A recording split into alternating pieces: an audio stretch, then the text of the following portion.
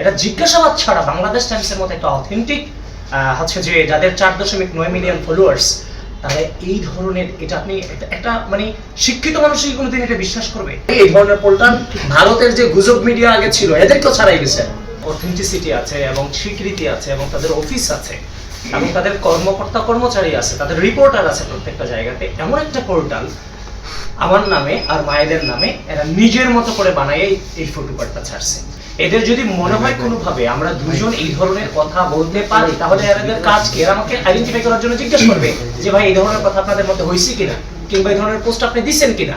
এটা জিজ্ঞাসাবাদ ছাড়া বাংলাদেশ টাইমসের মতো একটা অথেন্টিক হচ্ছে যে যাদের 4.9 মিলিয়ন ফলোয়ার্স, তাহলে এই ধরনের এটা আপনি একটা মানে শিক্ষিত মানুষই কোনোদিন এটা বিশ্বাস করবে? এই একটা পোর্টাল থেকে এই ধরনের হচ্ছে যে আমার ইজ্জত সম্মান কিংবা আমাদের সাংগঠনিক মান সম্মান এটা কি শেষ করতে পারে? হ্যাঁ, ভেরিফাইড আইডি, এই যে ভেরিফাইড আইডি।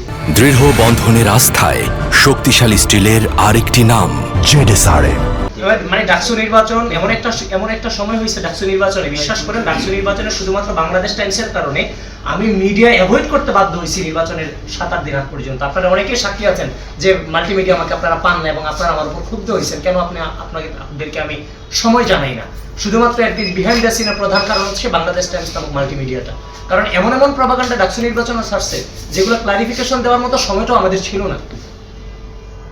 যেমন আজকে মানে কিভাবে সম্ভব এই যে সাংবাদিকরা বিগত দীর্ঘ দুঃশাসনে এত নির্যাতন হলো, নিপীড়ন হলো, নিষ্পেষণ হলো এবং এই গণ অভ্যুত্থানে সাংবাদিকদের ভূমিকা চরমভাবে ছিল। আজকে শুধুমাত্র এই ধরনের ভুইফোর পোর্টাল কিংবা এই ধরনের পোর্টাল মানে হচ্ছে একটা গোষ্ঠীকে প্রমোট করার জন্য যে পোর্টাল, সেই পোর্টালের সাংবাদিকতার কারণে আজকে আপনাদের পুরো সাংবাদিকতার উপর দোষ আসছে। আমরা বলতেছি হলুদ সাংবাদিকতা। আমরা হলুদ সাংবাদিকতার একটা ভিত্তি থাকে, একটা হলুদ সাংবাদিকতার একটা ভিত্তি থাকে। এটার কিসের ভিত্তি, কোন ভিত্তিতে? এখন যদি হইতো তারা যদি মনে করতে যে হ্যাঁ তাদেরকে কেউ বলছে এই ধরনের কথা, তখন মাইককে প্রশ্ন করতে পারতো, আমাকে প্রশ্ন করতে পারতো যে আমরা এটা বলছি কিনা।